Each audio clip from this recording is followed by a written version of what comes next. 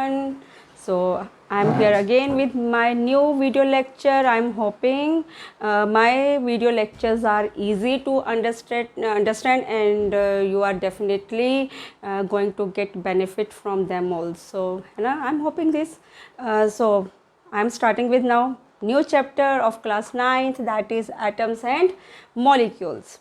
अब देखो हमारे प्रीवियस केमिस्ट्री लेक्चर में is matter around us pure हमने ये चैप्टर किया था. उसमें हमने समझा था कि हमारे अराउंड जितनी भी चीज़ें हैं, all the objects around us are made up of what. They are all made up of, पहले तो उन्हें मैटर कहते हैं, and they are all made up of what, small tiny particles. बेटा इन्हीं स्मॉल टाइनी पार्टिकल्स को ही क्या कहते हैं? We call them as atoms. So what are atoms? बेटा they are small tiny particles. इन्हें हम कहते हैं क्या? इन्हें ही हम कहते हैं एटम्स.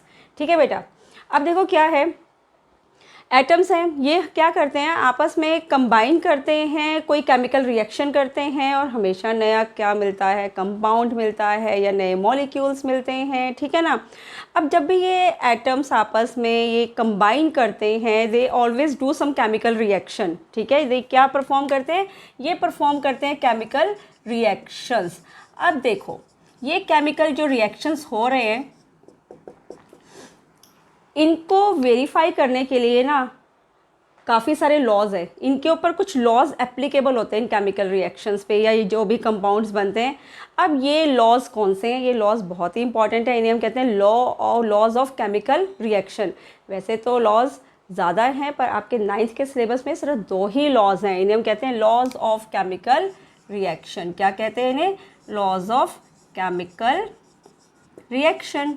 आपके एनसीईआरटी में दिया भी हुआ है बेटा. ये सब कुछ बहुत आसान है, दोनों लॉज ज़्यादा डिफ़िकल्ट नहीं है. तो इनको ज़रा हम 1 बाय 1 समझते हैं कि दोनों लॉज क्या हैं. हमारे सिलेबस में मैंने क्या बोला, 9th में सिर्फ 2 ही लॉज हैं. ठीक है.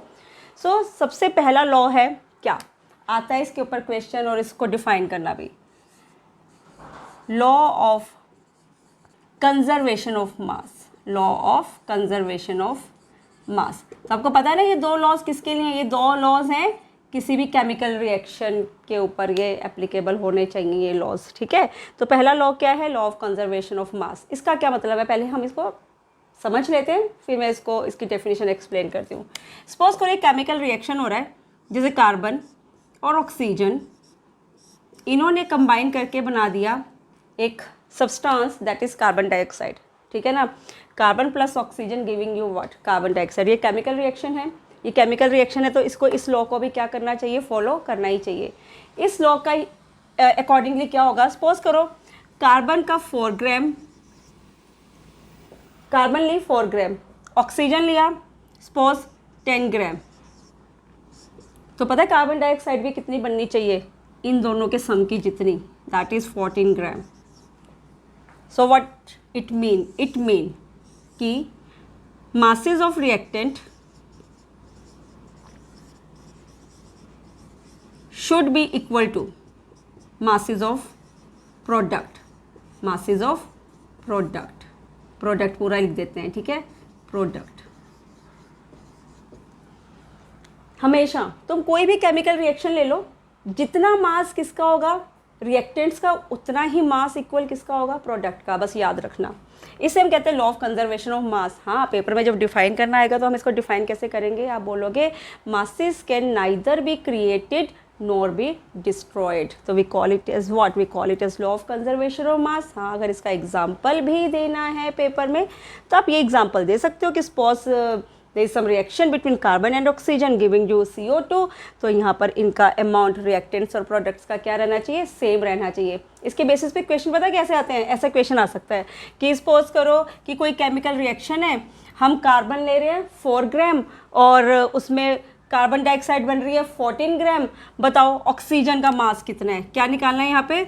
ऑक्सीजन का मास. ये तो सिंपल आपकी लीनियर इक्वेशन ही बन गई. क्या आप करोगे? 4 gram plus x is equal to 14 gram. ये क्या है? ये है मासेस ऑफ रिएक्टेंट. ये क्या है? Masses of product. हम यहाँ पर जिसका मास हमें नहीं पता उसको एक्स मान लो. ठीक है ना. उसको एक्स कंसिडर कर लो, लीनियर इक्वेशन बन जाएगी and you will get what? X will be equal to 14 gram minus 4 gram. Answer क्या आ जाएगा?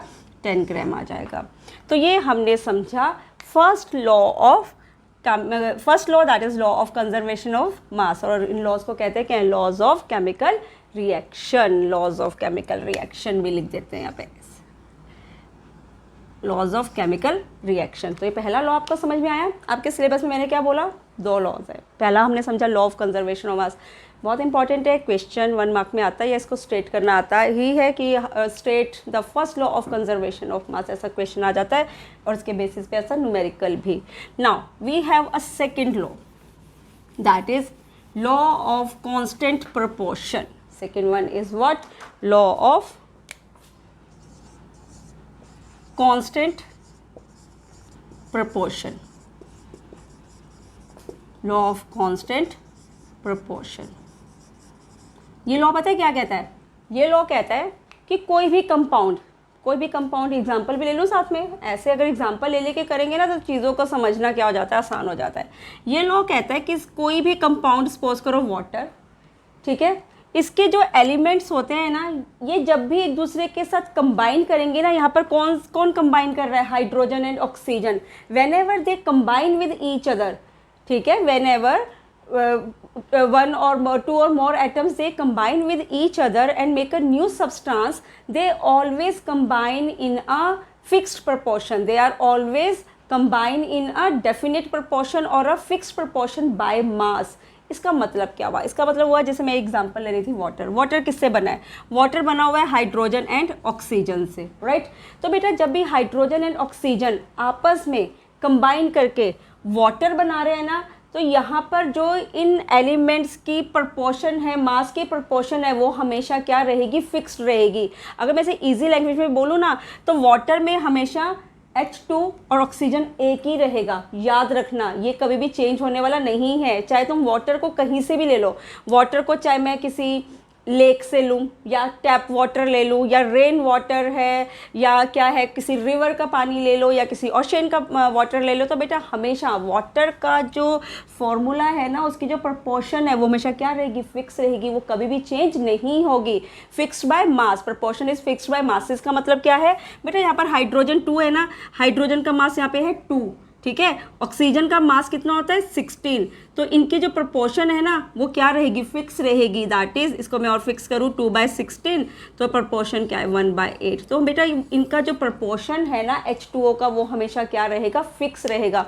एक और एग्जाम्पल समझ लेते हैं, सपोज करो कार्बन डाइऑक्साइड है, कार्बन डाइऑक्साइड को हमेशा CO2 लिखते हो, हमेशा, चाहे CO2 हम क्या कर रहे हैं, उसे एक्सेल कर रहे हैं, ठीक है ना, चाहे कार्बन डाइऑक्साइड ट्रीज लेकर जा रहे हैं अपने अंदर, किसी भी तरह से अगर कार्बन डाइऑक्साइड या कोई कंबस्टन रिएक्शन हो रहा है, कार्बन डाइऑक्साइड प्रोड्यूस हो रही है, किसी भी रीज़न से कार्बन डाइऑक्साइड अगर बन रही है, तो उसका फॉर्मूला हमेशा क्या रहेगा, उसकी जो कार्बन और ऑक्सीजन की जो प्रोपोर्शन है बाय मास, वो क्या रहेगी, हमेशा फिक्स रहेगी। तो इसी को हम कहते हैं law of constant proportion by mass, या डेफिनेट प्रोपोर्शन बाय मास। तो होपफुली आपको ये चीज़ भी अच्छे से समझ में आई होगी। एक और एग्जांपल, जैसे मैं अमोनिया ले लूँ, तो बेटा अमोनिया में नाइट्रोजन और हाइड्रोजन के मासेस हमेशा क्या रहेंगे, फिक्स रहेंगे। अगर नाइट्रोजन 1 है तो हाइड्रोजन की उसके साथ 3 आइटम्स ही अटैच्ड है, अगर एक कार्बन है तो ऑक्सीजन 2 अटैच्ड है, किसमें, कार्बन डाइऑक्साइड में। तो बस याद रखना, इसी को हम कहते हैं लॉ ऑफ कांस्टेंट प्रोपोर्शन।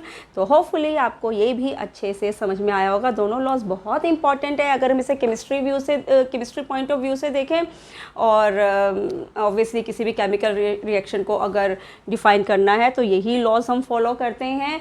और भी बहुत सारे लॉज हैं पर वो हायर क्लासेस में आएंगे, अभी हमें उन्हें समझने की या पढ़ने की ज़रूरत नहीं है। जब तुम +1 +2 में अगर केमिस्ट्री लोगे तो 10th में भी नहीं है, ठीक है। तो आपको ये दोनों लॉज समझ में आए, और आपको लॉज ऑफ केमिकल रिएक्शन अगर समझ में आया, now I will explain now the new topic. बहुत आराम से मैं आपको समझा रही हूँ, अगर आप इस लेक्चर को भी बड़े धीरे धीरे आराम से सुनोगे तो आपको सारे कंसेप्ट्स क्लियर हो जाएंगे। Now next one is a Dalton's atomic theory. Dalton's atomic theory, तो बेटा ये थ्योरी किस पे है, क्योंकि एटॉमिक वर्ड आ गया ना, ये थ्योरी है एटम्स के ऊपर। ये थ्योरी किसके ऊपर है बेटा? एटम्स के ऊपर है। तो Dalton is the name of a scientist who gave this theory which is known as Dalton's atomic theory. और again chemistry point of view से this theory has a very special place in sciences, in chemistry particularly, ठीक है। That is Dalton's atomic theory, is a very basic theory about the atoms, ठीक है। इसके बाद इस theory में काफ़ी चेंजेस आए, पर जो भी इस थ्योरी ने बोला ना, उसकी वजह से आगे चलकर साइंसेस में बहुत, केमिस्ट्री में बहुत ज़्यादा फर्दर डिस्कवरीज भी हुई। तो it is very basic theory about atoms and very interesting also. तो डाल्टन ने एटम्स के बारे में कुछ फीचर्स बताए थे। उसने क्या बताया कि एटम्स क्या है? एटम्स मैंने आपको क्या बोला? Atoms are the smallest tiny particles. तो ठीक है ना, किसी भी एलिमेंट या किसी भी कंपाउंड के जो सबसे, या मॉलिक्यूल के सबसे उसके टाइनी पार्टिकल्स हैं जिनसे वो बने हुए हैं, उनको हम क्या बोलेंगे? एटम्स बोलेंगे, ठीक है ना। So all matter is made up of very very small particles, we call it as what? Atoms. तो उसने पहला यही बोला था, टाइनी पार्टिकल्स को क्या बोलेंगे? Tiny particles are called atoms. So that means कि किसी भी एटम का किसी भी मैटर का बिल्डिंग ब्लॉक क्या है? एटम। जैसे हम लिविंग थिंग्स, हमारा बिल्डिंग ब्लॉक क्या है? फंडामेंटल यूनिट ऑफ लाइफ पढ़ा था, सेल्स, है ना। लिविंग थिंग्स के जो फंडामेंटल यूनिट्स हैं, ब्लॉक्स हैं, वो क्या हैं? बेसिक ब्लॉक्स सेल्स हैं। वैसे ही all matters are made up of atoms. So हर मैटर का जो बिल्डिंग ब्लॉक है वो क्या है? एटम है। और एटम्स आर इनडिविजिबल। इसने सेकेंड चीज़ क्या बोली कि एटम्स को हम फर्दर डिवाइड नहीं कर सकते। एटम्स आर इनडिविजिबल, ठीक है। सेकेंड इसका पॉइंट। थर्ड पॉइंट, जैसे सेल्स को हम फर्दर डिवाइड नहीं कर सकते ना लिविंग थिंग्स में, वैसे ही केमिस्ट्री में ये जो एलिमेंट्स और मॉलिक्यूल्स हैं एटम्स से बने हुए हैं, एटम्स के नीचे हम नहीं जा सकते, एटम्स को फर्दर डिवाइड नहीं किया जा सकता। ये सबसे बेसिक यूनिट है, ठीक है ना। Now come to the third point. अब सपोज करो मैं यहाँ पर ले लूँ लिथियम। लिथियम 3 बार मैं ले लूँ लिथियम, 3 बार मैंने लिखा, समझाती हूँ क्यों लिखा 3 बार। लिथियम एलिमेंट है, इसके अंदर सारे के सारे एटम्स किसके बने होंगे? सारे के सारे एटम्स किसके होंगे? लिथियम के ही होंगे। सारे के सारे एटम्स किसके होंगे? लिथियम के होंगे। और लिथियम एलिमेंट में ऑब्वियसली सारे के सारे एटम्स किसके होंगे? लिथियम के। अगर मैं 2 और 3 तरह के एटम्स की बात करूं जो सेम है, देखो 1 2 3 एटम्स, तीनों के तीनों क्या हैं? सेम है। तो बेटा इन तीनों एटम्स के मासेस, उनका साइज, उनका शेप और उनकी chemical properties, what? Chemical properties बेटा वो भी क्या रहेंगी? सेम। केमिकल प्रॉपर्टीज भी क्या रहेंगी? सेम रहेंगी। थर्ड पॉइंट क्या? If we are talking about the atoms of the same elements, then all the atoms will have same size, same shape, same masses and their chemical properties will also be same, right. Fourth point, इसी point को फिर से समझते हैं। अब मैं एक तरफ ले लूँ लिथियम और एक तरफ मैं ले लेती हूँ सोडियम। लिथियम एलिमेंट में सारे एटम्स किसके होंगे? लिथियम के। और सोडियम में सारे के सारे एटम्स किसके होंगे? सोडियम एलिमेंट में सारे के सारे एटम्स सोडियम के होंगे। अब ये डिफरेंट एटम्स हो गए ना, यहाँ पर लिथियम एटम, ये क्या? Sodium atom. तो बेटा कोई भी 2 डिफरेंट एटम्स के मासेस, साइज, शेप और केमिकल प्रॉपर्टीज सेम नहीं होंगी। तो इन दोनों एटम्स के बेटा मासेस, इनकी साइज, इनकी शेप और what? Chemical properties and what? Chemical properties. बेटा ये सेम नहीं होंगे। ये है फोर्थ पॉइंट। यहाँ पर तो ये सारी की सारी प्रॉपर्टीज क्या थी? सेम है। और यहाँ पर ये सारी की सारी प्रॉपर्टीज़ क्या हो गई? डिफरेंट हो गई। If we are talking about the different type of atoms, they can never be same, right. This is the fourth point.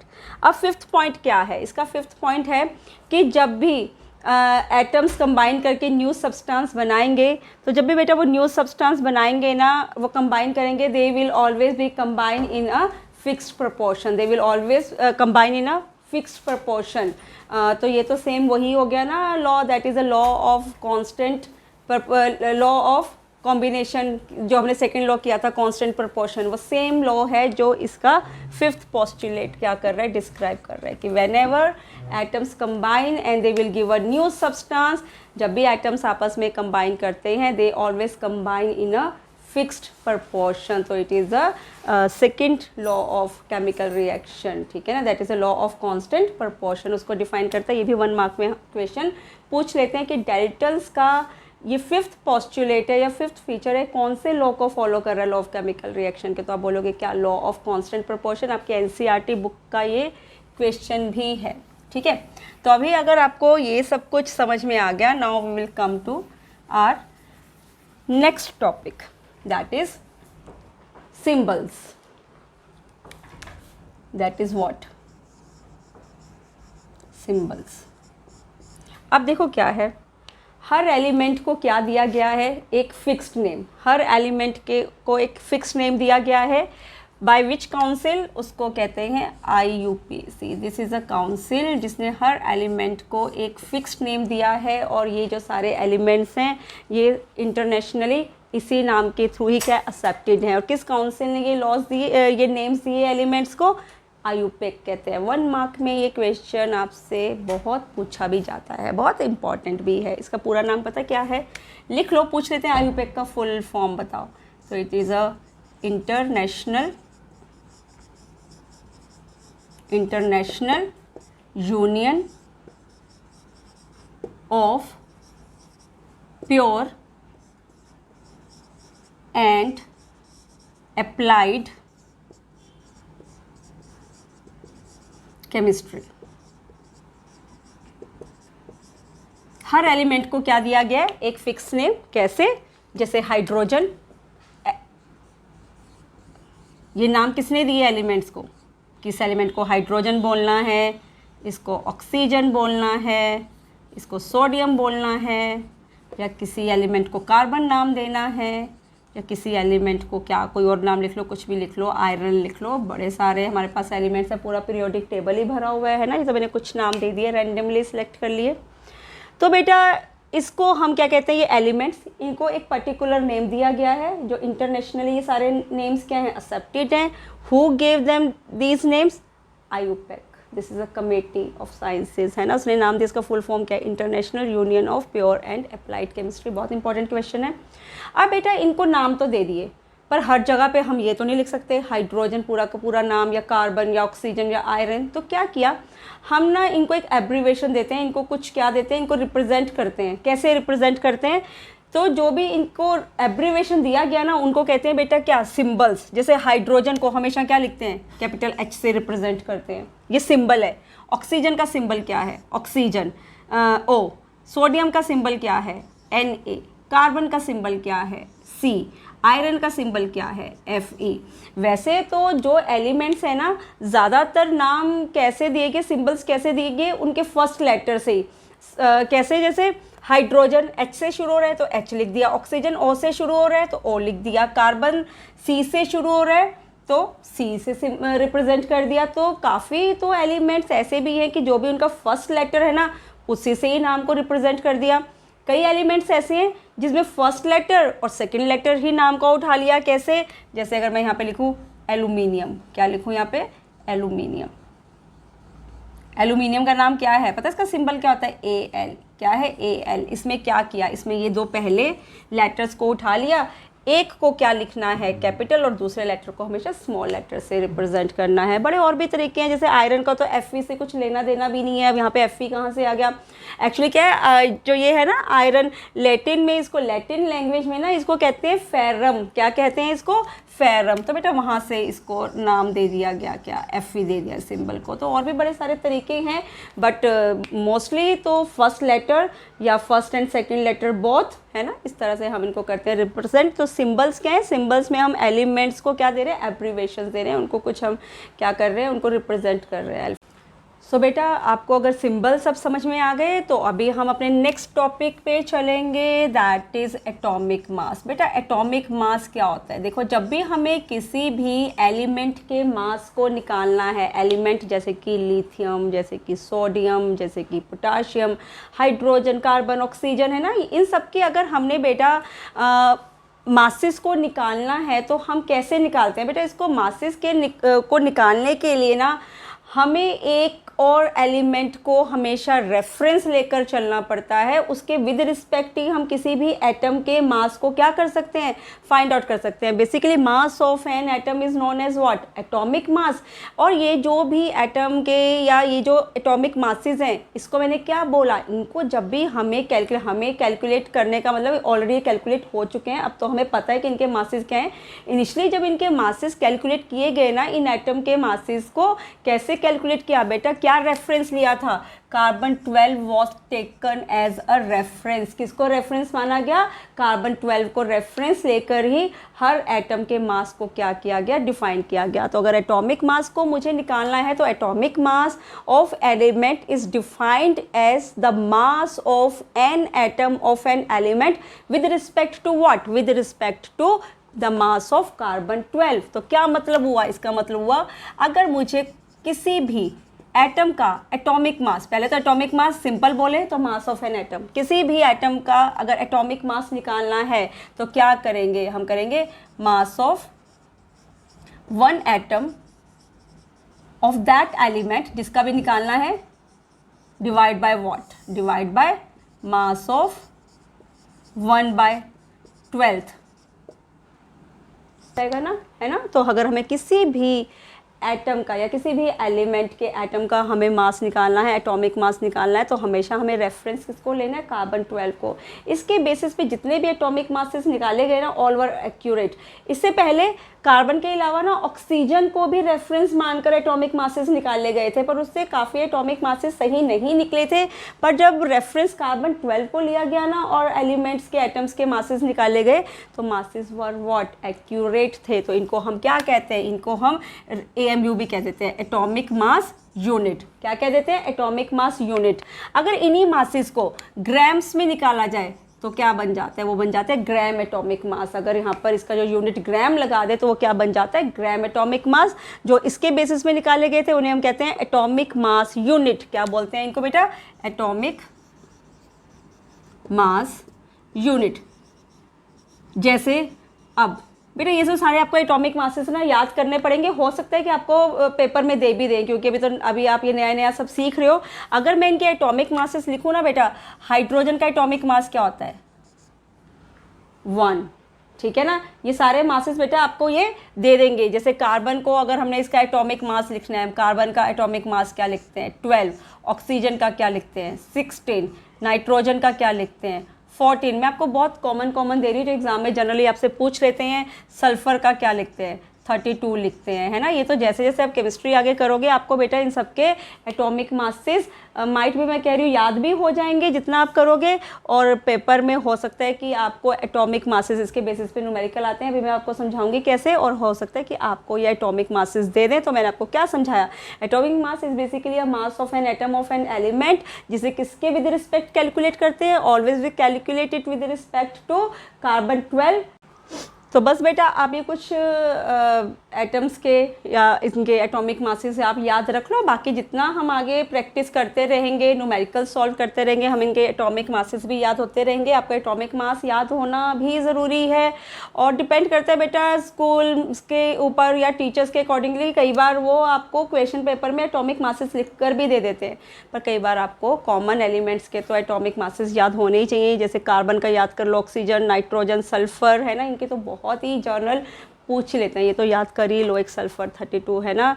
तो अभी हम इनको आगे अप्लाई भी करेंगे। अगर आपको एटॉमिक मासेस समझ में आ गया तो अगली चीज़ हम क्या पढ़ रहे हैं बेटा? एटॉमिसिटी। एटॉमिसिटी क्या होता है? एटॉमिसिटी होता है कि एक मॉलिक्यूल के अंदर कितने एटम्स प्रेजेंट है। Atomicity is what? इसके ऊपर डेफिनेशन आती है, इंपॉर्टेंट है भाई। Atomicity, define atomicity. तो it is the number of atoms present in molecule. What I said, number of atoms present in molecule, we call it as what? We call it as atomicity. Example देखें कैसे ज़्यादा clear हो जाएगा। जैसे मैं लिखूँ O2, आप इस ऑक्सीजन मॉलिक्यूल में देख रहे हो कितने ऑक्सीजन है? 2 ऑक्सीजन। तो इसकी एटॉमिसिटी कितनी हो गई? 2। इसकी एटॉमिसिटी कितनी हो गई? 2। मैं यहाँ पर लिख दूँ O3, इसको कहते हैं ओजोन। ओजोन में कितने ऑक्सीजन है इस मॉलिक्यूल में? 3, तो एटॉमिसिटी क्या हो गई? 3 हो गई। मैं लिखूँ फॉस्फोरस, P4, ये फॉस्फोरस का सिंबल है P। कितने एटम्स लग रहे हैं? जितना नंबर है वो इतने ही एटम्स है, तो बेटा इसकी एटॉमिसिटी कितनी हो गई? सिटी। अगर आपको एटॉमिसिटी समझ में आ गया तो चलो अभी हम नई अगली चीज़ समझते हैं, दैट इज़ वैलेंसी। वैलेंसी के बेसिस पे भी बेटा क्वेश्चन एग्जाम में आ जाते हैं। Next one is what? Valency. मैंने आपको क्या बोला था, जब भी कोई केमिकल रिएक्शन होता है, एटम्स आपस में, एलिमेंट्स के एटम्स आपस में केमिकली कंबाइन करते हैं और न्यू सब्सटेंस बनाते हैं। अब ये जो एटम्स आपस में कंबाइन करते हैं ना, ये पता है किस बेसिस पे कंबाइन करते हैं? कि उनकी वैलेंसी कितनी है। वो कैसे, किस बेसिस पे कंबाइन करेंगे? They will combine on the basis कि उनकी वैलेंसी कितनी है। ठीक है, तो valency is basically a combining capacity of an atom during a chemical reaction या इन अ केमिकल रिएक्शन। हर एटम की अपनी वैलेंसी होगी, उसके अकॉर्डिंगली ही वो क्या करेंगे? केमिकल रिएक्शंस करेंगे। ठीक है ना, तो इसको हम क्या बोलते हैं? इसको हम बोल देते हैं वैलेंसी। अब देखो क्या है, वैलेंसी के अकॉर्डिंगली हमारे पास क्या है? कुछ एटम्स मोनोवेलेंट हैं, कुछ डाईवेलेंट हैं, कुछ ट्राईवेलेंट हैं। अब वैलेंसी हम निकालते कैसे हैं? देखो वैलेंसी निकालने का भी तरीका है, ये तो हमें सीखना पड़ेगा, क्योंकि जब तक हमें वैलेंसी निकालना नहीं आएगा ना, मेरे को भी आगे आपको एक और टॉपिक समझाना, वो हम नहीं समझ सकते। ईजी है वैलेंसी निकालना, रट्टा भी मार सकते हैं वैसे तो वैलेंसीज को, पर अगर समझना चाहते हो तो कॉन्सेप्ट भी है। अगर सपोज करो तुम्हें याद ही हो जाए वैलेंसीज एलिमेंट्स की, तो याद कर लो। नहीं याद होती तो सीखो कैसे करते हैं। चलो सिखाती हूँ तुम्हें वैलेंसी निकालना। तो valency is basically what? Combining capacity of an atom is known as what? Is known as its valency. Suppose करो मेरे पास सबसे पहला एलिमेंट पीरियोडिक टेबल का क्या है? इतना तो तुम्हें पता होगा, हाइड्रोजन। बेटा हाइड्रोजन है ना, इसका एटॉमिक नंबर होता है क्या? हाइड्रोजन का एटॉमिक। बेटा वैलेंसीज जब भी निकालनी है ना, अब एटॉमिक नंबर के बेसिस पे निकालना है। किसके बेसिस पे निकालना है? Atomic number. एटॉमिक नंबर का मतलब पता है क्या होता है? कि हाइड्रोजन का जो एटॉमिक नंबर है ना, या किसी भी एटम का जो भी एटॉमिक नंबर है, उसमें उतने ही नंबर ऑफ इलेक्ट्रॉन्स प्रेजेंट होंगे, याद रखना। जैसे हाइड्रोजन का एटॉमिक नंबर 1 है, तो इसमें नंबर ऑफ इलेक्ट्रॉन्स भी कितने हैं? नंबर ऑफ इलेक्ट्रॉन्स भी कितने हैं? 1। याद रखना, जितना एटॉमिक नंबर होता है ना, नंबर ऑफ इलेक्ट्रॉन्स भी उतने ही होते हैं, भूलना नहीं है। अब वैलेंसी कैसे निकालते हैं? बेटा वैलेंसी निकालने के लिए ना, आप ये 3 शेल्स को याद कर लो। ये सब क्या होता है, मैं बहुत ज़्यादा डिटेल में नहीं जाऊंगी। एक्चुअली इलेक्ट्रॉन्स इन शेल्स के अंदर रहते हैं। मैंने यहाँ पर क्या भरा? के के अंदर मैक्सिमम 2 इलेक्ट्रॉन्स जा सकते हैं के शेल में। एल में मैक्सिमम 8 इलेक्ट्रॉन्स जा सकते हैं। 2 8 8 मैजिक नंबर के हिसाब से भी याद रख लो। आगे तक तो हम जाएंगे ही नहीं, आप सिर्फ के एल पे ही रुक जाओगे। कैसे, अभी मैं समझाती हूँ। चलो देखते हैं। अब देखो यहाँ पर नंबर ऑफ इलेक्ट्रॉन्स कितने प्रेजेंट हैं? नंबर ऑफ इलेक्ट्रॉन्स यहाँ पर प्रेजेंट हैं बेटा 1। तो के में कितना इलेक्ट्रॉन भर सकते हो? एक ही इलेक्ट्रॉन है ना, तो मैंने यहाँ पर भर दिया 1। तो इसकी वैलेंसी क्या हो गई? 1। हाइड्रोजन की वैलेंसी 1 होती है। इससे भी याद रख लो, रट्टा लगा सकते हो, जैसे तुम्हें याद करना है कर लो, क्योंकि वैलेंसीज निकालना आपको कोई बोलेगा नहीं। हाँ वैलेंसी पूछ ज़रूर लेते हैं कि इसकी वैलेंसी बताओ कितनी है। चलो हाइड्रोजन के बाद मैं लिखती हूँ हीलियम। हाइड्रोजन के बाद क्या लिखती हूँ? हीलियम। बेटा हीलियम का एटॉमिक नंबर है 2, तो इसके नंबर ऑफ इलेक्ट्रॉन्स भी कितने हो गए? 2। नंबर ऑफ इलेक्ट्रॉन्स कितने हो गए? 2। तो मुझे यहाँ पर के शेल में, यहाँ पे लाइन लगा देते हैं, हीलियम की बात कर रहे हैं, मुझे कितने इलेक्ट्रॉन्स भरने हैं? सबसे पहले के शेल में इलेक्ट्रॉन्स भरते हैं, फिर एल में, फिर एम में आगे जाते हैं। के में मैक्सिमम कितने इलेक्ट्रॉन्स आ सकते हैं? मैंने क्या बोला था? 2 आ सकते हैं। तो मैं यहाँ पर नंबर क्या लिख दूंगी? 2। तो इसकी वैलेंसी क्या बन गई? 2। हीलियम की वैलेंसी कितनी बन गई? 2। Now come to the next one, lithium. Lithium कहते हैं इसको Li। बेटा इसका एटॉमिक नंबर होता है 3। लिथियम का एटॉमिक नंबर कितना होता है? 3। अगर इसका एटॉमिक नंबर 3 है, तो इसके नंबर ऑफ इलेक्ट्रॉन्स भी कितने हो गए? यहाँ पे नंबर ऑफ इलेक्ट्रॉन्स कितने थे? 2। अब यहाँ पर नंबर ऑफ इलेक्ट्रॉन्स कितने हो गए? 3। भरे यहाँ पर नंबर ऑफ इलेक्ट्रॉन्स 3। तो मुझे यहाँ पर कितने इलेक्ट्रॉन्स भरने हैं? 3 भरने हैं। के में मैक्सिमम कितने आ सकते हैं? 2। के में मैक्सिमम कितने आ सकते हैं? 2। तो कितना इलेक्ट्रॉन अभी और बचा? 3 थे टोटल, 2 भर दिए, 1 और बचा। अब वो 1 कहाँ जाएगा? वो एल शेल में चला जाएगा, तो यहाँ पर 1। तो बेटा हमने ये देखना होता है कि लास्ट वाले शेल में कितने इलेक्ट्रॉन्स हैं, या लास्ट वाले शेल में कितने इलेक्ट्रॉन है 1, तो इसकी वैलेंसी। यहाँ लास्ट वाले शेल में कितना था 1, तो वैलेंसी 1। यहाँ लास्ट वाले शेल में कितने इलेक्ट्रॉन्स है 2, तो वैलेंसी 2। यहाँ लास्ट वाले शेल में, क्योंकि इसके आगे तो मैंने कुछ भरा ही नहीं, कितने इलेक्ट्रॉन्स हैं 1, तो इसकी वैलेंसी क्या 1। ठीक है, एक और एग्जाम्पल देखें। चलो हम ले लेते हैं बेरिलियम का, ये Be, बेरिलियम का एटॉमिक नंबर होता है 4। एटॉमिक नंबर 4 है तो बेटा इसमें नंबर ऑफ इलेक्ट्रॉन्स भी कितने हो गए 4। नंबर ऑफ इलेक्ट्रॉन्स भी कितने हो गए 4। अब यहाँ पर भरे इलेक्ट्रॉन्स को फिल करें, 4 इलेक्ट्रॉन्स फिल करने हैं मैंने 3 शेल में। के में मैक्सिमम इलेक्ट्रॉन्स कितने जा सकते हैं 2। अब कितने और बचे 2। 8 में तो मैक्सिमम, एल में तो मैक्सिमम 8 तक जा सकते हैं ना, तो अभी तो मेरे सिर्फ 2 ही नंबर है, मैंने यहाँ पे भर दिए 2। तो लास्ट वाले शेल में कितने इलेक्ट्रॉन्स गए 2 इलेक्ट्रॉन्स गए। तो बेरिलियम की वैलेंसी कितनी हो गई 2। तो बेटा ऐसे हम निकालते हैं वैलेंसी, आप किसी की भी निकाल सकते हो। सपोज करो अगर मैं यहाँ पर डिलीट कर दूँ, अगर आपने ये सब नोट करना है नोट करते रहो, क्योंकि मैं ज़रा अगले एलिमेंट्स पे जाती हूँ। 3-4 कॉमन एलिमेंट्स ले लेते हैं। सपोज करो अगर मैं ले लूँ अब कार्बन, क्या ले लूँ कार्बन। बेटा कार्बन का एटॉमिक नंबर क्या होता है 6। कार्बन का एटॉमिक नंबर क्या है 6, तो इसमें नंबर ऑफ इलेक्ट्रॉन्स भी कितने हुए 6। नंबर ऑफ इलेक्ट्रॉन्स कितने हुए 6। के में मैक्सिमम कितने जा सकते हैं 2। के में मैक्सिमम कितने जा सकते हैं 2। ठीक है, और 2 के बाद मुझे और कितने फिल करने हैं 4 बचे ना, टोटल 6 करने हैं तो 4। कार्बन की वैलेंसी क्या हो गई 4। कार्बन की वैलेंसी कितनी हो गई 4। एक और करें नाइट्रोजन। नाइट्रोजन का एटॉमिक नंबर होता है 7, तो नंबर ऑफ इलेक्ट्रॉन्स कितने हो गए, नंबर ऑफ इलेक्ट्रॉन्स कितने हो गए 7। अब क्या करेंगे, यहाँ पर तो भर दिया कितना 2। के में तो मैक्सिमम, कितने और भरे इलेक्ट्रॉन्स बचे जो मैं फिल कर सकती हूँ 5, तो मैंने यहाँ पे भर दिया 5। पर नाइट्रोजन की वैलेंसी 5 नहीं है, नाइट्रोजन की वैलेंसी 5 नहीं है।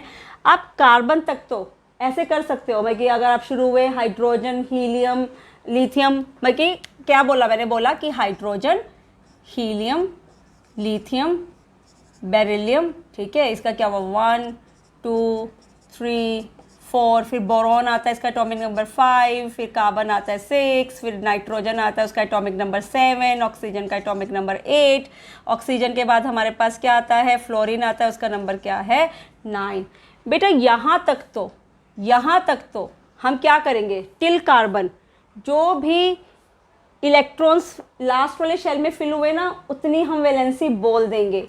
पर कार्बन के बाद ये जो 7 8 9 अगर नंबर 4 से ऊपर जा रहा है, मैंने आपको क्या बोला, ये एक छोटा सा ट्रिक है, इसको ऐसे याद रख लो। अगर नंबर 4 से ऊपर जा रहा है ना, तो पता है क्या करेंगे, जो भी नंबर आ रहा है ना उसमें उसको 8 में से माइनस कर दो, उसको 8 में से क्या कर दो माइनस कर दो, क्योंकि यहाँ पे मैक्सिमम इलेक्ट्रॉन्स कितने जा रहे थे 8, तो नंबर क्या बना 3। ये है नाइट्रोजन की वैलेंसी। नाइट्रोजन की वैलेंसी कितनी है 3। चलो एक और समझा देती हूँ। ऑक्सीजन, ऑक्सीजन का atomic number 8, number of electrons भी कितने 8। मैंने आपको क्या बोला, मैंने आपको बोला कि जब हम इसको फिल करेंगे, कैसे फिल करोगे, पहले तो सिंपल 2, क्योंकि के में तो मैक्सिमम इलेक्ट्रॉन्स 2, आगे एल शेल में मैक्सिमम इलेक्ट्रॉन्स कितने 8 करने हैं, टोटल तो 6 भरना है। नंबर कितना 4 से ऊपर चला गया, तो मैंने जब भी बोला अगर लास्ट वाले शेल में एल शेल में 4 से ऊपर इलेक्ट्रॉन्स बन रहे हैं, तो आप उस नंबर को 8 में से क्या कर दो माइनस। तो यहाँ पर मैं इसको भी क्या करूँगी 8 - 6 करूँगी, तो यहाँ पर क्या नंबर आया 2। सो this is the valency of what oxygen. एक और एग्जांपल करके देख लेते हैं। फ्लोरीन, फ्लोरीन का क्या है एटॉमिक नंबर 9, तो यहाँ पर क्या हुआ नंबर ऑफ इलेक्ट्रॉन्स कितने बने आपके पास 9 बने। तो यहाँ पर भी ज़रा इसको फिल करें इलेक्ट्रॉन्स को इनके शेल्स में। के शेल में तो मैक्सिमम इलेक्ट्रॉन्स 2 जाते हैं, 2 के बाद क्या नंबर बचा 7 बचा ना, तो 7 लिख दिया ठीक है। पर मैंने आपको क्या बोला अगर 4 से ऊपर नंबर जा रहा है तो हमेशा 8 में से क्या कर दो उस नंबर को माइनस कर दो, क्या बना यहाँ पे 1। तो दैट मीन्स कि फ्लोरीन की वैलेंसी क्या बनेगी 1 बनेगी। तो बेटा इसके अकॉर्डिंगली हम क्या करते हैं, हम इनकी वैलेंसीज को निकाल सकते हैं। अगर तो आप इस रूल से निकालना चाहते हो वेल एंड गुड, अच्छी बात है। अगर आपको समझ में आ गया सपोज करो, नहीं भी समझ में आता तो आप तो इन सब वैलेंसीज को याद भी रख। तो बेटा अगर आपको वैलेंसीज याद हो गई, नहीं भी याद हुई ना वैसे तो सीख लो, पर तुम्हें लगता है कि अभी तो इतना कौन सीखेगा या क्या है, वैसे तो सीख लेना चाहिए।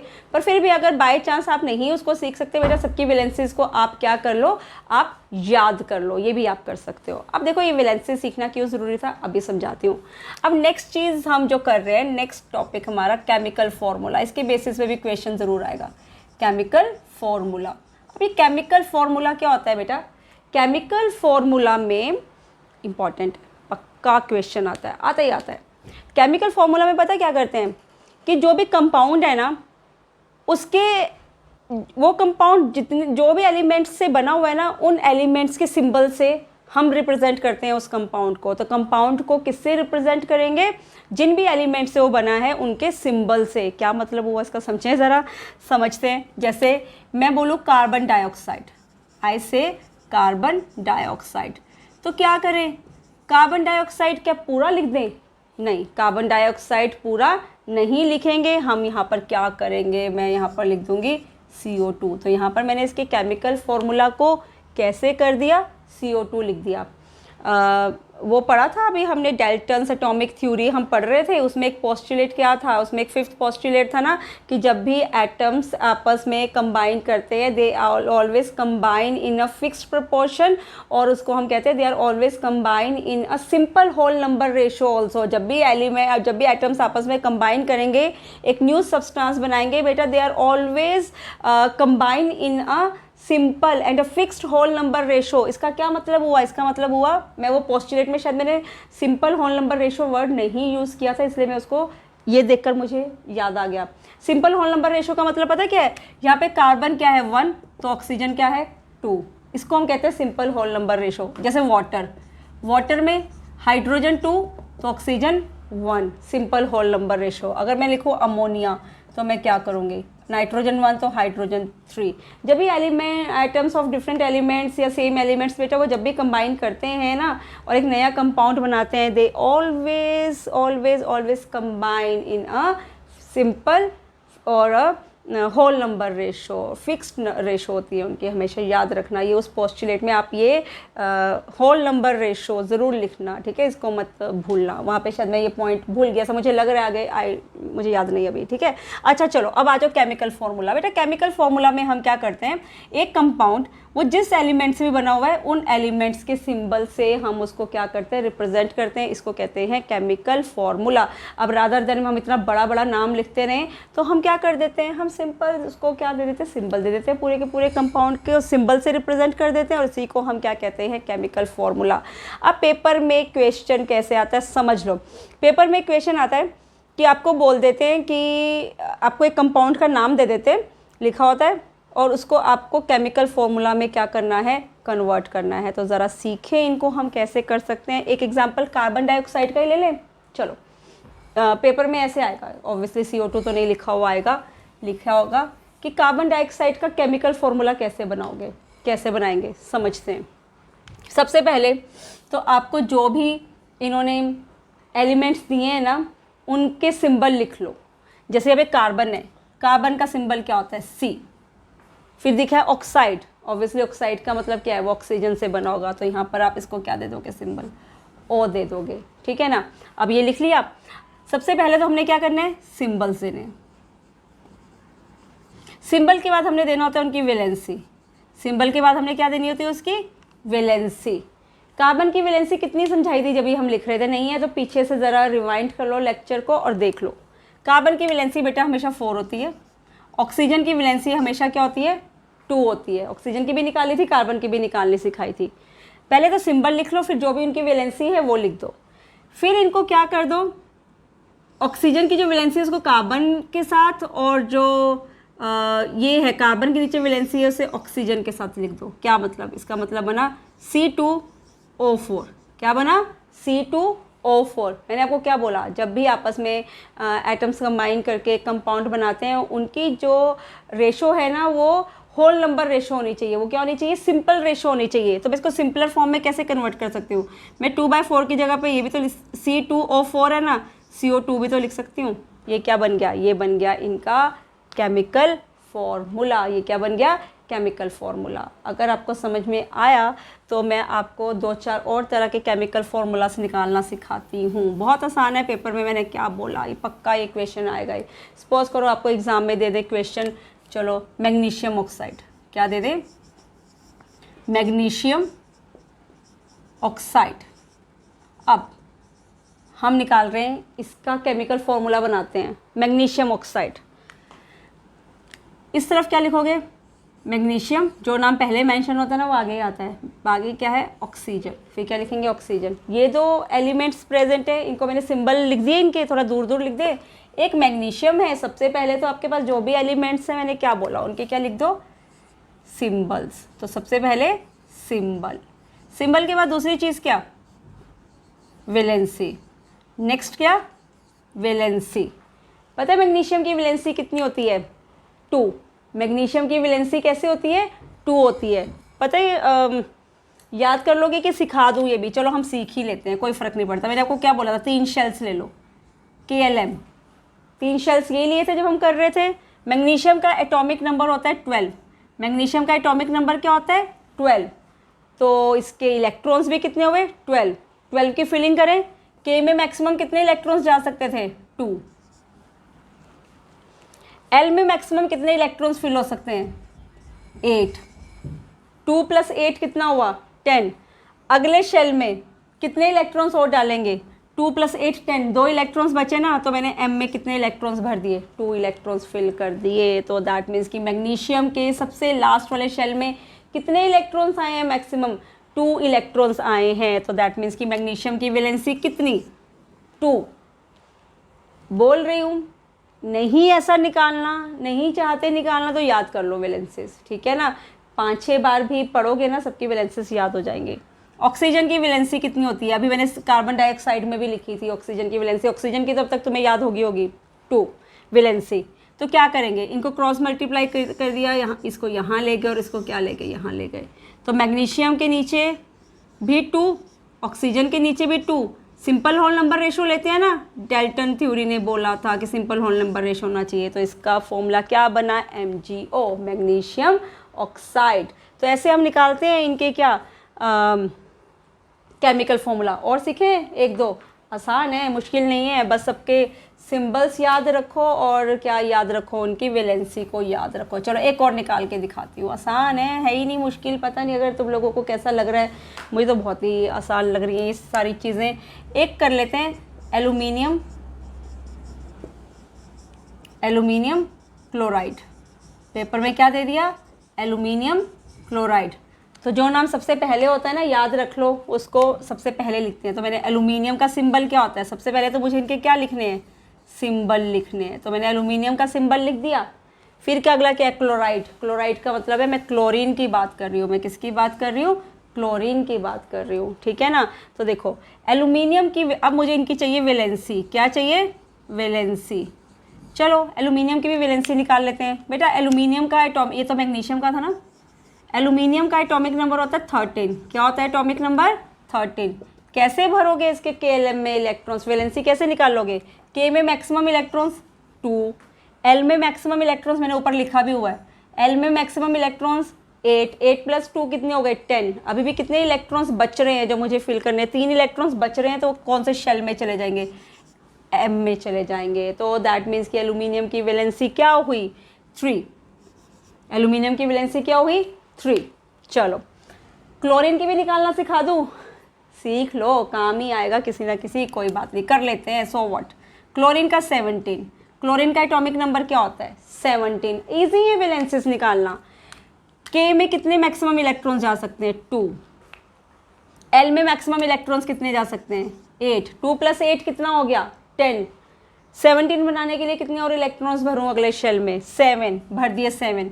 मैंने आपको क्या बोला था, अगर लास्ट शेल में इलेक्ट्रॉन्स जो हैं वो 4 से ऊपर नंबर जाना शुरू हो जाए तो 8 में से उस नंबर को क्या कर दो, माइनस कर दो। तो यहाँ पे अगर मैं 8 - 7 करूँ तो ये क्या बनेगा, 1 बनेगा। क्या बनेगा, 1। तो यहाँ पर इसकी वैलेंसी क्या हुई, 1। क्लोरीन की वैलेंसी कितनी हुई, 1, ठीक है।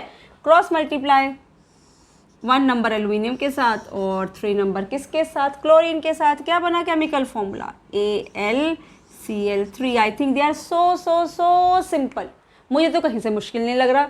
अगर आपको थोड़ी सी मेहनत तो देखो करनी पड़ेगी, उसके बिना तो ये नहीं आएगा। पहले तो एलिमेंट्स के कुछ कॉमन एलिमेंट्स के सिंबल याद कर लो, और दूसरा वैलेंसीज को निकालने का तरीका कर लोगे तो बहुत अच्छा रहेगा। नहीं रहेगा तो वैलेंसीज को भी क्या कर लो, याद कर लो। तो बस आपको सिंबल पता होना चाहिए, आपको वैलेंसी पता होना चाहिए, तो आप किसी भी केमिकल फॉर्मूला को रिप्रेजेंट कर सकते हो किसी भी कंपाउंड के। तो सिंपल है, आई थिंक बहुत सिंपल है। अभी हमने क्या सीखा, हमने अभी सीख रहे थे एटॉमिक मासेस सीख रहे थे। इससे पहले एटॉमिक मासेस के अलावा बेटा जो अगला जो कॉन्सेप्ट हमारे पास आता है वो होता है मॉलिक्यूलर मासेस। मॉलिक्यूलर मासेस में हमें क्या करना है, मॉलिक्यूलर मासेस में हमें मॉलिक्यूल्स का मास निकालना है। मॉलिक्यूलर मासेस, ये भी क्वेश्चन पक्का आता है पेपर में बेटा, मॉलिक्यूलर मास। तो it is a mass of a given molecule where what we do basically. अगर हमने किसी का भी मॉलिक्यूलर मास निकालना है, आप कैसे निकालते हैं, क्योंकि आपको पेपर में मॉलिक्यूलर मास डिफाइन करना तो नहीं आएगा, पर आपको मॉलिक्यूलर मासेस निकालना ज़रूर आता है। ध्यान से समझ लो, बहुत आसान है। This is a mass of a molecule, और we call it as what, we call it as a molecular mass. और मॉलिक्यूलर मास को निकालते कैसे हैं समझो, बहुत आसान है। कार्बन डाइऑक्साइड से शुरू करें। मैं यहाँ पे ना 4-5 सब्सटेंसेस के नाम लिख देती हूँ। वाटर, यहाँ मैं लिख देती हूँ अमोनिया, यहाँ मैं लिख देती हूँ H2SO4, यहाँ मैं लिख देती हूँ HNO3। चलो सिंपल भी ले लेते हैं, एक ऑक्सीजन भी। यहाँ से शुरू करते हैं निकालना। आपको बोला कि बताओ ऑक्सीजन का मॉलिक्यूलर मास निकालो, कैसे निकालेंगे। सबसे पहले इस चीज़ के लिए आपने एटॉमिक नंबर्स याद किए थे, बिल्कुल किया। अब एटॉमिक मासेस भी मैम दे देगी, दिए होंगे ऐसा मुझे लगता है। जनरली हम तो दे देते हैं कि जब भी निकालना होता है ना किसी का भी मॉलिक्यूलर मास, तो हर एटम का एटॉमिक मास दिया होता है। पहले वो जो हम निकाल रहे थे ना वैलेंसी, वो एटॉमिक नंबर के बेसिस में निकाल रहे थे। मॉलिक्यूलर मास एटॉमिक मासेस के, generally atomic mass atomic number के ऑलमोस्ट डबल ही होते हैं। एटॉमिक मासेस एटॉमिक नंबर के हमेशा डबल होता है, याद रखना। चलो यहाँ से आ जाए, निकालना सीखते हैं। ऑक्सीजन का एटॉमिक मास, ऑक्सीजन का एटॉमिक मास बेटा कितना होता है, 16। ऑक्सीजन का एटॉमिक मास कितना होता है, 16, क्योंकि इसका एटॉमिक नंबर 8 है। मैंने बोला ना atomic masses generally atomic numbers के क्या होते हैं, डबल होते हैं। डबल हो गया ना, 8 + 8 16। चलो मुझे यहाँ पर इसका मॉलिक्यूलर मास निकालना है। कैसे निकालते हैं मॉलिक्यूलर मास, कितनी ऑक्सीजन है यहाँ पर, 2, तो 2 × 16 = व्हाट, 32 ग्राम। ये निकल गया इसका मास। सिंपलर से शुरू किया। अब मैं यहाँ आ जाती हूँ। ये मेरे पास एक सब्सटेंस है कार्बन डाइऑक्साइड, इसका मॉलिक्यूलर मास कैसे निकालेंगे सीखो। कार्बन, बेटा कार्बन का मॉलिक्यूलर एटॉमिक मास, मैं यहाँ पे एटॉमिक मास यहाँ पे लिखती भी रहूँगी साथ में। कार्बन का बेटा एटॉमिक मास होता है 12। कार्बन का एटॉमिक मास कितना होता है, 12। कितने कार्बन दिख रहे हैं यहाँ पर, 1 2 3 4, कितने कार्बन दिख रहे हैं, 1। तो 12 × 1, ये किसका किया, कार्बन का। कार्बन के साथ क्या अटैच्ड है बेटा, जितने भी एटम्स प्रेजेंट होते हैं ना, उन सब एटम्स को प्लस करना है। उन सब एटम्स को क्या करना है, प्लस करना है। एक मॉलिक्यूल के अंदर जितने भी तरह के एटम्स हैं, जितने भी टाइप के एटम्स हैं, उन सबको क्या कर दो, ऐड कर दो। जैसे यहाँ पर कार्बन डाइऑक्साइड में 2 तरह के एटम्स हैं, एक कार्बन और एक ऑक्सीजन। मुझे इन दोनों के एटॉमिक मासेस को क्या करना है, ऐड करना है। तो 12 × 1 प्लस ऑक्सीजन का एटॉमिक मास कितना होता है, 16। तो 16, ऑक्सीजन कितने दिख रहे हैं यहाँ पर, 2। तो क्या बना, 12 + 32 = 44 ग्राम। This is the molecular mass of carbon dioxide. ठीक है, चलो अब वाटर पे आ जाओ। हाइड्रोजन का एटॉमिक मास होता है 1। हाइड्रोजन का एटॉमिक मास कितना होता है, 1। मैंने आपको क्या बोला, जब भी मॉलिक्यूलर मास निकालना है जिस भी कंपाउंड का, उसमें जितने भी नंबर ऑफ एटम्स प्रेजेंट है, डिफरेंट टाइप के एटम्स प्रेजेंट हैं, उन सब के एटॉमिक मासेस को सिर्फ क्या करना है, प्लस करना है। हाइड्रोजन का एटॉमिक मास कितना, 1। हाइड्रोजन कितने प्रेजेंट हैं, 2 प्लस किसको प्लस करना है, और दूसरा एटम कौन सा है, ऑक्सीजन, प्लस ऑक्सीजन। ऑक्सीजन का एटॉमिक मास 16। तो ये क्या बना, 2 + 16 = व्हाट, 18 ग्राम। ठीक है, मोलिकुलर मास निकल गया वाटर का भी 18 ग्राम। अब आ जाओ NH3 अमोनिया। इस कंपाउंड में कौन कौन से एटम्स नज़र आ रहे हैं? एक नाइट्रोजन और एक हाइड्रोजन। मुझे दोनों के एटॉमिक मासेस को क्या करना है, क्या करते हैं, प्लस एडिशन, राइट। नाइट्रोजन का एटॉमिक मास लिख दें 14 होता है बेटा। नाइट्रोजन का एटॉमिक मास क्या होता है, 14। तो मैंने आपको बोला ना जनरली डबल हो जाता है। कार्बन का एटॉमिक नंबर 6 था तो एटॉमिक मास 12, नाइट्रोजन का एटॉमिक नंबर 7 है तो इसका एटॉमिक मास कितना बन गया, 14 बन गया, राइट। तो नाइट्रोजन का एटॉमिक मास कितना, 14। कितने नाइट्रोजन है, एक ही है ना। दूसरा आइटम कौन सा प्रेजेंट है, हाइड्रोजन। हाइड्रोजन का एटॉमिक मास कितना, 1। कितने हाइड्रोजन प्रेजेंट है, 3। तो ये क्या बना, 14 + 3 इज इक्वल टू व्हाट, 17 ग्राम। ये बन गया अमोनिया का क्या, मोलिकुलर मास। ऐसे निकालते हैं मोलिकुलर मासेस। अब यहाँ भी आ जाए, इनको भी सीखें। थोड़ा सा बड़ा मोलिक्यूल है, क्या फ़र्क पड़ता है, आता है हमें निकालना। कैसे करेंगे, 3 तरह के एटम्स प्रेजेंट है, एक हाइड्रोजन प्रेजेंट है, एक सल्फर प्रेजेंट है, एक ऑक्सीजन। तो मुझे इन तीनों के एटॉमिक मासेस को क्या करना है, ऐड करना है। क्या करना है, सिंपली ऐड करना है। हाइड्रोजन का एटॉमिक मास पता है, 1 होता है। कितने हाइड्रोजन प्रेजेंट है, 2 प्लस अगला आइटम क्या है, सल्फर। सल्फर का एटॉमिक मास होता है बेटा 32। कितना होता है, 32। तो सल्फर पे क्या लिखोगे, 32।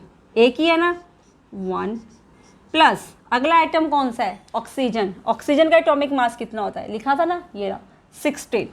कितने ऑक्सीजन प्रेजेंट हैं, 4। तो 4 से मल्टीप्लाई कर दो, कितना बना, 2 + 32 + 64।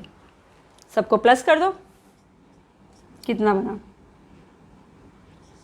98। योर आंसर इज़ व्हाट, 98 ग्राम। ये किसका मोलिकुलर मास बना, H2SO4 का। इसकी प्रैक्टिस खुद करो ज़रा मेरे साथ साथ। अगर आपको सबके निकालने आ गए, मोलिकुलर मासेस सीख लिए, तो HNO3 का निकालो। कितनी तरह के एटम्स प्रेजेंट है, एक हाइड्रोजन, एक नाइट्रोजन, एक ऑक्सीजन।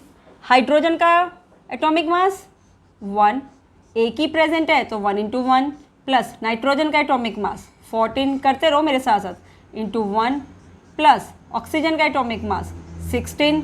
कितने हैं ऑक्सीजन, 3। तो ये क्या बना, ये बना 1 + 14 + 48, ठीक है। और ये कितना बना, 63 ग्राम, ठीक है, यस 63 ग्राम। तो बेटा ऐसे हम निकालते हैं क्या, मॉलिक्यूलर मासेस। आसान है, पक्का पेपर में क्वेश्चन आता है मॉलिक्यूलर मास पे, केमिकल फॉर्मूला पे, एटॉमिसिटी पे, वैलेंसी पे, और क्वेश्चन किस पे आते हैं, जो हमने शुरू में 2 लॉज पढ़े उन पे, और डाल्टन एटॉमिक थ्योरी के फीचर्स। और डाल्टन एटॉमिक थ्योरी का मैं फिर से रिपीट कर रही हूँ, मुझे अभी याद नहीं आ रहा, मुझे नहीं पता कि मैंने वो होल नंबर रेशो फिक्स की बात की थी कि नहीं की थी फिफ्थ पोस्टुलेट में। याद रखना कि जब भी एटम्स आपस में कंबाइन करते हैं, they always combine in a simple whole number ratio, ये याद रखना। और यही पोस्टुलेट है जो second law of chemical reaction को फॉलो कर रहा है या उसके इक्वल है, that is law of constant proportion. और डाल्टन का ये वाला पोस्टुलेट, दोनों क्या है, सेम है। याद रखना, बार बार एक चीज़ को नहीं बोलूँगी मैं, ठीक है ना। तो चलो, अगर आपको ये सब चीज़ें समझ में आ गई तो अभी हमारा एक बहुत ही इंपॉर्टेंट टॉपिक बचता है, जिसके बेसिस पे न्यूमेरिकल 101% आएगा ही आएगा, आएगा ही आएगा। बहुत आसान है, सिर्फ 2 फॉर्मूलाज बता रही हूँ, उन फॉर्मूलाज को दिमाग में बिठा लो। मोल कॉन्सेप्ट पे न्यूमेरिकल गलत नहीं करोगे, जो सिर्फ 9th क्लास का मोल कॉन्सेप्ट है। मोल कॉन्सेप्ट वैसे तो ना एक ही बहुत ही बड़ा टॉपिक है, ये तो इसके ऊपर तो न्यूमेरिकल्स ख़त्म ही ना हो, पर अभी तो तुम्हारी क्लास बहुत छोटी है, तो मोल कॉन्सेप्ट भी तुम्हें बहुत छोटा सा दिया है, ज़्यादा मोल कॉन्सेप्ट बड़ा है ही नहीं। क्या है मोल कॉन्सेप्ट, अब ये होता क्या है, मैं तुम्हें बहुत ज़्यादा डीप नहीं जाऊँगी, इतना डीप जाऊँगी तो तुम इसे कभी समझ ही नहीं पाओगे। मैं तुम्हें बिल्कुल ईजी लैंग्वेज में बताऊंगी, बस ये 4-5 लाइंस मेरी याद रख लो, दैट्स इट। बेटा मोल कॉन्सेप्ट क्या होता है, मोल कॉन्सेप्ट के अकॉर्डिंगली 1 मोल किसी भी एलिमेंट का, मॉलिक्यूल का, किसी का भी 1 मोल, बेटा 1 mole is always equal to either atomic mass और मॉलिक्यूलर मास। ये हमेशा किसके इक्वल होता है, या तो ये एटॉमिक मास के इक्वल होता है, या किसके इक्वल होता है, मॉलिक्यूलर मास के इक्वल होता है, याद रखना। 1 mole is always equal to atomic mass और मॉलिक्यूलर मास। एक एग्जांपल बताऊं, जैसे मैं बोलूं 1 मोल ऑफ कार्बन, कार्बन का एटॉमिक मास कितना होता है, अभी सीख कर आए हो 12, तो आप कर दोगे 1 mole of carbon is equal to what, 12 gram. अगर मैं बोलूं 1 mole of what, ammonia NH3, किसके इक्वल होगा, मॉलिक्यूलर मास के। मॉलिक्यूलर मासेस निकालना सीखा था, बैक चले जाओ अगर नहीं ध्यान में। अमोनिया का मॉलिक्यूलर मास कितना निकाला था, 17, तो इसका मास कितना होगा, 1 मोल ऑफ अमोनिया का मास कितना होगा, 17 ग्राम। तो बेटा 1 mole is always equal to atomic mass और मॉलिक्यूलर मास। एक और चीज़ भी है, ये 2 चीज़ें याद रखो, एक और चीज़ याद रखो, क्या, 1 मोल, 1 मोल में कितने नंबर ऑफ पार्टिकल्स होते हैं, याद रख लो, ये वैल्यू तो याद रखनी पड़ेगी, जब तक साइंसेज है तब तक याद रखनी पड़ेगी। 1 मोल के अंदर कितने सारे पार्टिकल्स होते हैं पता है, 6.023 इंटू 10⁻23 पार्टिकल्स। वो पार्टिकल्स, ये पार्टिकल्स एटम्स भी हो सकते हैं, ये पार्टिकल्स मॉलिक्यूल्स भी हो सकते हैं, ये पार्टिकल्स आयंस भी हो सकते हैं, याद रखना। This is what, this is 1 मोल। तो 1 मोल के लिए आपको 2 चीज़ें लिखनी है, याद रखनी है। 1 mole is equal to atomic mass और मॉलिक्यूलर मास। एटम की बात कर रहे हो तो एटॉमिक मास, मॉलिक्यूल की बात कर रहे हो तो मॉलिक्यूलर मास। और 1 मोल में कितने पार्टिकल्स होते हैं, 6.023 इंटू 10⁻23 पार्टिकल्स, इसको हम कहते हैं एवोगैड्रोस नंबर। कभी डिफाइन करना आ जाए ना, डिफाइन 1 मोल, तो अब लिख देना 1 मोल ऑफ एनी, क्या कह सकते हैं, any 1 mole of any substance contains 6.023 into 10⁻23 particles, ठीक है। और इस नंबर को पता है क्या कहते हैं, एवोगैड्रोस नंबर भी कहते हैं। इस नंबर को जो मैंने लिखा है ना, इसको कहते हैं एवोगैड्रोस नंबर। अब इसके बेसिस पे ना 2 फॉर्मूलास हैं, मैंने आपको बोले ना, उनको याद कर लो। हो ही नहीं सकता कि न्यूमेरिकल तुम पेपर में गलत करो।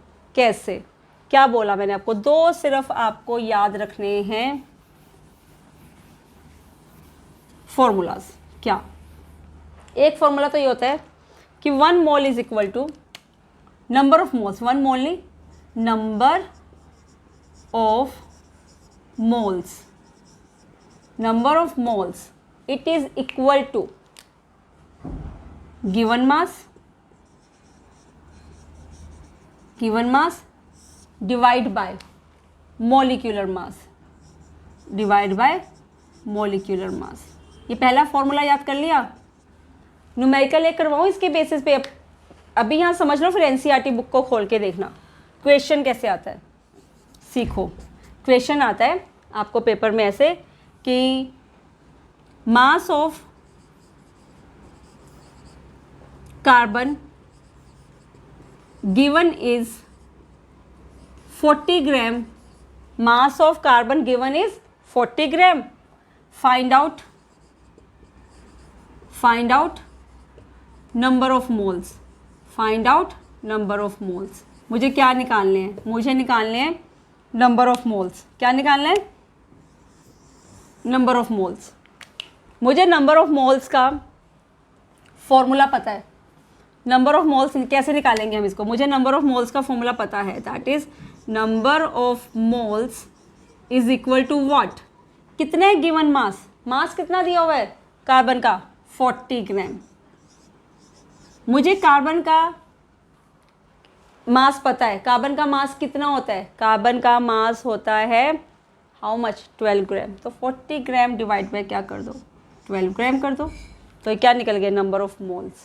क्या निकल गई ये, नंबर ऑफ मोल्स। एक और क्वेश्चन करके देखें, mass of ammonia is 48 gram, mass of ammonia is 48 gram. Find out number of moles, find out. ये सब तुम्हारे एनसीईआरटी में ऐसे क्वेश्चंस दिए हुए हैं। Find out number of moles. आपको क्या फाइंड आउट करने हैं, नंबर ऑफ मोल्स। ये वाला फॉर्मूला लगाओगे, क्या करोगे number of moles is equal to कितना मास दिया हुआ है? 48 ग्राम। और मॉलिक्यूलर मास अमोनिया का कितना होता है? साइड्स पे निकाल लेना। अमोनिया का क्या निकालना है? Molecular mass. कैसे? मॉलिक्यूलर मास के लिए जितने भी एटम्स दिए होते हैं सबके मासेस को क्या करना होता है? एटॉमिक मासेस को प्लस करना होता है। नाइट्रोजन का एटॉमिक नंबर मास नंबर कितना होता है? Atomic mass 14। हाइड्रोजन का कितना? 1। 1 इंटू 3 करोगे क्योंकि तीन है ये, इसलिए 3 से मल्टीप्लाई, तो कितना बन गया? 17 ग्राम। तो यहाँ पर आप क्या कर दोगे? डिवाइड बाय 17 ग्राम। तो ये आपके पास क्या आ गए? Number of moles. तो बेटा आपके एनसीईआरटी में ना ऐसे न्यूमेरिकल्स बहुत सारे दिए हुए हैं। अगर तुम्हें ये समझ में आ गया ना तो इस फॉर्मूला के बेसिस पे सबके नंबर ऑफ मोल्स निकालना सीखो। कई बार ऐसा भी आ जाता है क्वेश्चन कि चलो इसके बेसिस पे एक और न्यूमेरिकल देखते हैं कैसा आ सकता है। ये भी आ सकता है कि इसी के बेसिस पे find out the mass of 4 moles of water. क्या है आपको न्यूमेरिकल? आपको न्यूमेरिकल आया। अब हमें क्या निकालना है? मास निकालना है। क्या निकालना है? मास। दैट मीन्स कि मुझे ये निकालना है। क्या निकालना है बेटा? मास निकालना है। Find out the mass of 4 moles of water. Same formula लगाओगे। कितने मोल्स दिए हुए हैं? नंबर ऑफ मोल्स कितने दिए हुए हैं यहाँ पर? Number of moles are equal to what? 4। क्या करोगे? ये फॉर्मूला सीधा लगाओगे, लिखोगे 4 is equal to given mass. ये तो निकालना है मास। मॉलिक्यूलर मास तो हमें हर एक का निकालना आता ही है, तो हम साइड पे क्या कर लेंगे? वाटर का मॉलिक्यूलर मास निकाल लेंगे। क्या होता है वाटर का मॉलिक्यूलर मास? 1 इंटू 2 प्लस 16 कितना बना? 18। तो यहाँ पर क्या करोगे? 18 पुट कर दो तो x is equal to what? x आ जाएगा 18 इंटू 4। ये आपके पास क्या निकला? ये आपके पास निकला गिवन मास 72 ग्राम। ऐसे निकालते हैं बेटा। बहुत इंपॉर्टेंट न्यूमेरिकल है, पेपर में आएगा। बस सिंपल ट्रिक्स याद कर लो और क्या करना है। ये तो हमने सीखा एक फॉर्मूला। एक दूसरा फॉर्मूला भी है, उसमें पता क्या करते हैं? उसमें भी नंबर ऑफ मोल्स निकालने हैं। उसमें भी क्या निकालने हैं?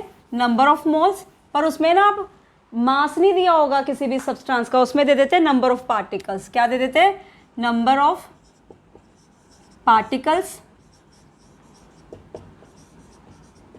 Divide by number of particles divide by what? Avogadro's number 6.023 into 10⁻23 particle से उसको क्या कर दो? डिवाइड कर दो। क्या कर दो? डिवाइड। जैसे आपको क्वेश्चन आ जाए कि सपोज करो आपके पास प्रेजेंट है क्या 1.24 इंटू 10⁻23 पार्टिकल्स प्रेजेंट हैं, ठीक है? Find out number of moles. क्या फाइंड आउट करने हैं? Number of moles. अब यहाँ पर आपको इन्होंने दे दिया नंबर ऑफ पार्टिकल्स, तो मुझे पता है मुझे सेकंड फॉर्मूला यूज़ करना है। तो मैं क्या करूँगी? मुझे नंबर ऑफ मोल्स निकालने हैं। इसको मान लो x इज इक्वल टू, ठीक है, तो कितने पार्टिकल्स है?